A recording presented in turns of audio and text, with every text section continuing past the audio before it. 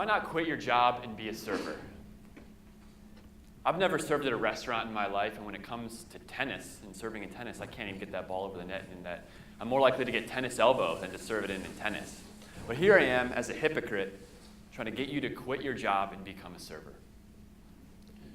So when I was contemplating what to talk about today, unlike everyone else that you'll hear today, I'm not really an expert at anything. So that was kind of out the door of talking about something I really knew about. And so instead I wanted to focus on something that I wanted to become, an idea that I wanted to manifest, or an action that I really wanted to see spread across the world. And that doesn't have to do with people quitting their job to be a restaurant server or to play more tennis. It has to do with servant leadership. Servant leadership. So I started looking at this topic of servant leadership. I was looking at diagrams and quotes and reading books and reading on people who talk about it a lot. And throughout all that, I realized it's quite a simple concept. And so it's best actually told through some simple stories. And it starts where we all start, where we literally all start, with a mother.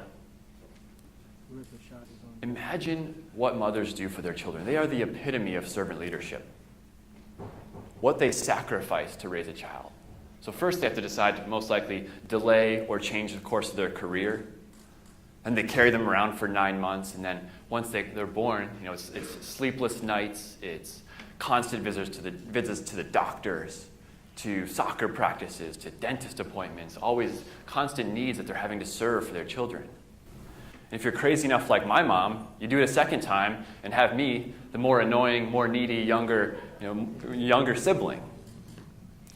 And so as most younger, annoying siblings do, I ask myself, why would she do this?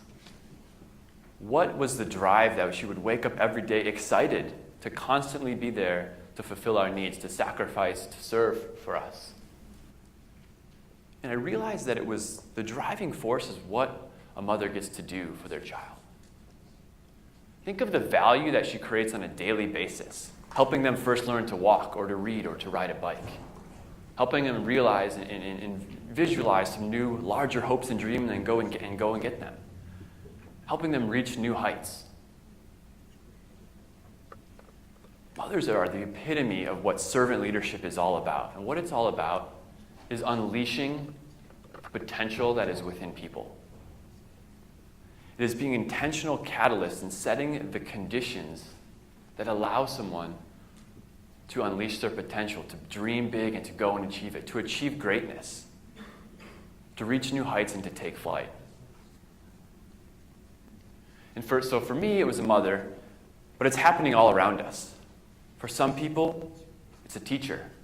These underpaid, overworked people spending their own money to bring resources into the classroom, helping to catalyze and to unleash the potential of our next generation. Servant leadership. Or youth coaches who come home from a long day of work and decide to go and volunteer their time to help someone hit their first home run or score their first goal, or to realize the power of teamwork and what can come from that. That's servant leadership. But as we grow up, we move on from childhood, this value of servant leadership, the value that we place in it seems to go away. Think of a traditional company.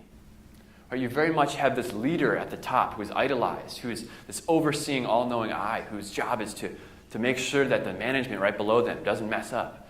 And the management's job is to make sure that those mid-level employees don't do anything wrong. And their job is to make sure that those frontline employees who are directly dealing with the customers don't mess anything up. Right? And everyone's nervous and looking up, and instead of serving the customers, who they say they're serving, everyone's looking up, worried that they're not doing a good enough job to serve the person at the top and those above them. So what if we flip this paradigm? What if now that leader is at the base, is the foundation, is the fulcrum of service for everyone else, and their job is to unleash the potential of those managers, whose job is to unleash the potential and the creativity of those mid-level employees, whose job is to unleash the potential, the creativity, the project ownership of those frontline employees who are there to serve the customers. And now the most important ones are those people at the top. And everyone from the bottom up is looking to serve them and to unleash the potential across the company. So what if every leader had that drive and that heart of a mother, of a coach, or of a teacher? Right, what would that do for customer acquisition and for employee retention, for employee project ownership, and ultimately for the bottom line? Right? It would unleash these great things across the company. And we need more of it. We need more of it in individuals, in companies, in universities. So how do we take the first steps? The first step is to plant your flag and commit to it. To say, we are going to be servant leaders. Southwest Airlines does this really well. From their CEO all the way down to their baggage checkers. One of their core values is to have a servant's heart. And one of the expectations, their leadership expectations of everyone throughout the company that has a leadership role is to grow people. So they are committed from day one, from the top to the bottom of that organization, to servant leadership. They've planted their flag and said they're going to do it. The next step is to really listen to people's needs. Not their wants, but their needs. As a child, I wanted a lot of things, but what we needed is different. And a lot of times it comes through unspoken needs. And so my wife came home one day, and she told me, I'm contemplating a career change. I wanted to find something that's more fulfilling for me, and for me, an entrepreneur, I was excited. I had all the answers. I was like, all right, here's 3 blogs you need to check out. Here's a person you need to talk to that's done the same thing. Here's some job posts that I already think you'd be great at. And I could see her drain out of her face because I was giving her what I wanted and what I thought she wanted, but it wasn't what she needed at that point.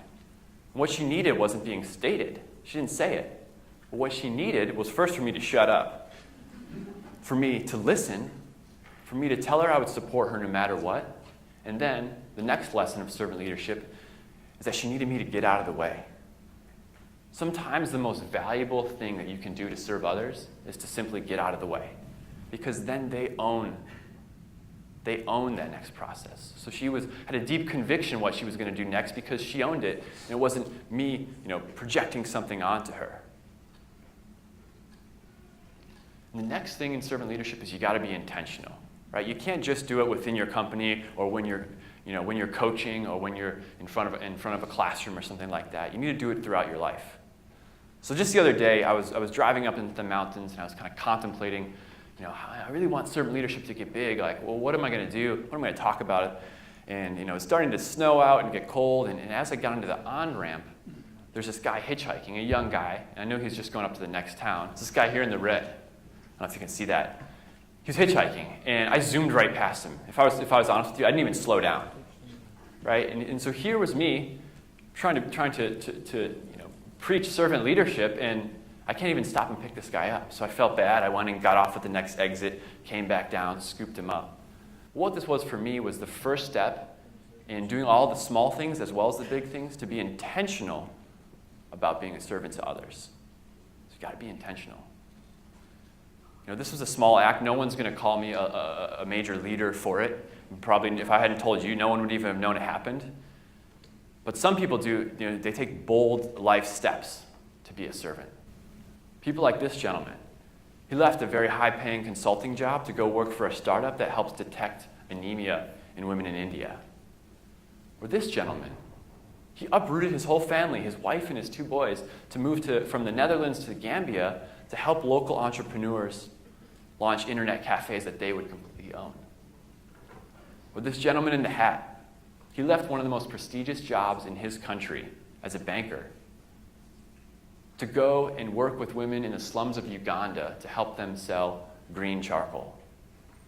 Or this woman, she left after 2 degrees from MIT in computers and artificial intelligence to go and work to empower girls to be able to attend school in Pakistan.